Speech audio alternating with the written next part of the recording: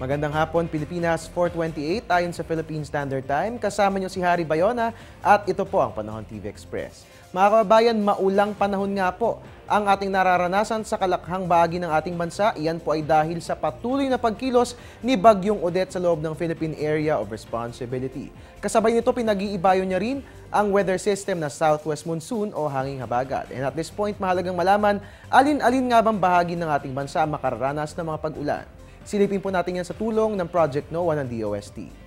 Para po sa ating chances of rain, ayon nga po sa ating color scale, nandyan po yan sa aking gawing kanan. Kapag nga po nakita po natin yung kulay na pula, ibig sabihin po niyan 70 to 100% chance of rain ang ating mararanasan sa makatuwid, magiging maulan.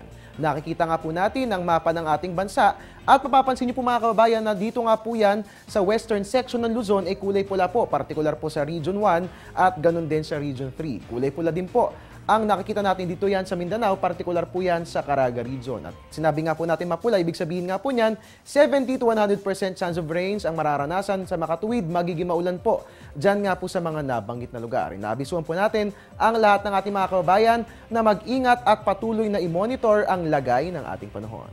Para mas maliwanagan hinggil sa ating Project NOAA, kayo mismo pwede niyo po yan i-access sa ating website www.panahon.tv. At magbabalik po ang Panahon TV Express makalipas ang isang paalala. Teng, ang package. Ma'am, sabi ng Air 21 on the road na. Ano, Teng? Ang package. Ma'am, sabi ng Air 21 na receive na. Okay, very good. Basta padala, sagot ka ng Air 21. May real-time delivery updates via text para worry-free ka. Teng, ang package, napadala mo na? Yes, ma'am, sa Air 21. Sa Air 21, sagot ko, padala mo. At ngayon naman dahil maulan ang panahon, mahalagang malaman papaano nga ba ang gagawin natin pamproteksyon sa ating mga kotse kung sakali mang ito'y maapektuhan ng baha. Panoorin po ang aming tips, dito lang yan sa Laging Handa.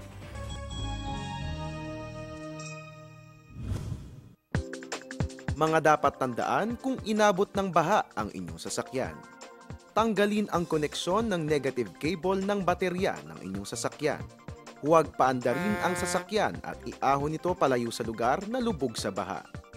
Gamitin ang handbrake. Panatilihin sa first gear ang transmission para sa manual o kaya IP para sa automatic.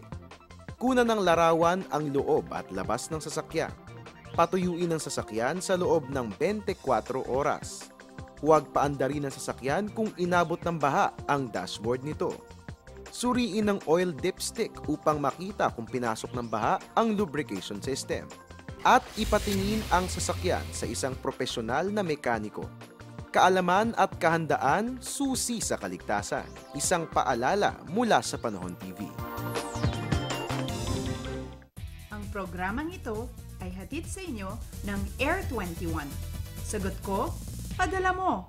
At iyan po muna ang latest mula rito sa Pag-asa DOST. Para oras-oras mga kababayan, mag-updated tayo sa lagay ng ating weather. Please like our Facebook page or you can also follow us on Twitter at Panahon TV. And welcome din po kayong lahat sa ating website na www.panahon.tv. Mamaya pong alas 6, ang tabayanan po ang susunod na weather updates ni Weather Girl April Enerio at manatiling nakatutok dito lamang po yan sa Panahon TV Express kung sa walang pinipiling panahon ang pagbibigay impormasyon. Mula noong umaraw man at your service po ang inyong weatherman Harry Bayona nagpapaalalang tiwala lang. May tamang panahon ng bawat pagkakataon. Diyos maray na hapon sa Indogabos.